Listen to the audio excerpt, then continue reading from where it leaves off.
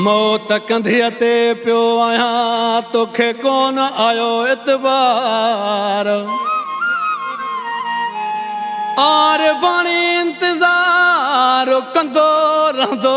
क़ब्र ताईं पढ़ंदे ख़बर पण तूं प्यारा कावश जे अख़बार में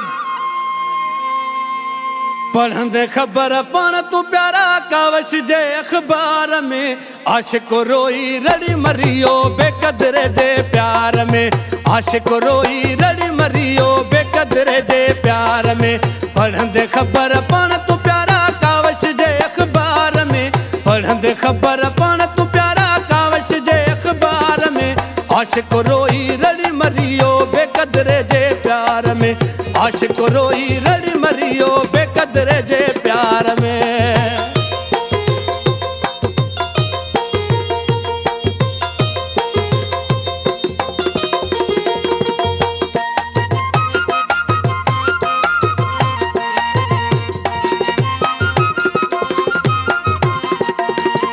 चरन जहिड़ा हाल करे पुछंदो तो लाए चरियो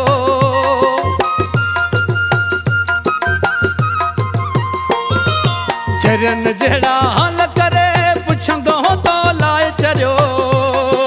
रोज़ निहारे राह तुंहिंजी रोवंदो वीचार में रोज़ निहारे राह तुंहिंजी रोवंदो वीचार में पढ़ंदे ख़बर पण तूं प्यारा कावश जे अख़बार में पढ़ंदे ख़बर पण तूं प्यारा कावश जे अख़बार में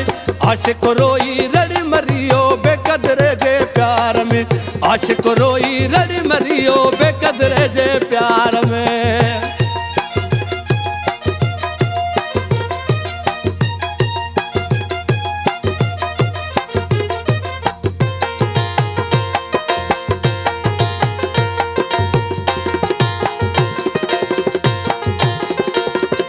तोखां सवा हिया हयाती दुखन में गुज़रे मिठा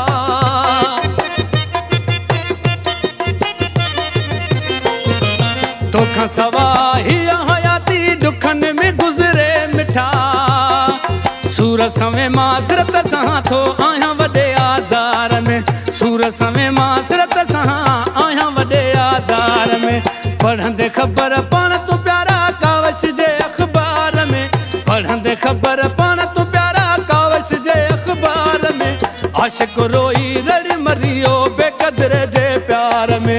आशिक़ रोई रड़ी मरियो बेक़दरे जे प्यार में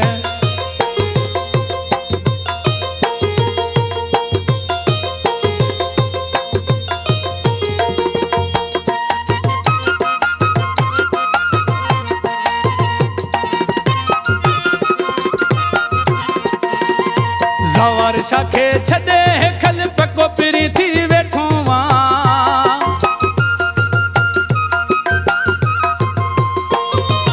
ज़वार शाखे छॾे हेखल पको पिरी थी वेठो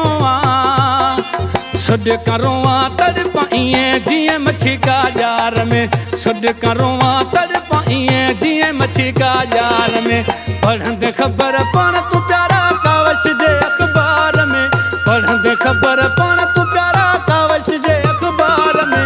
आशिक़ रोई रड़ी मरियो बेक़दरे जे प्यार में आशिक़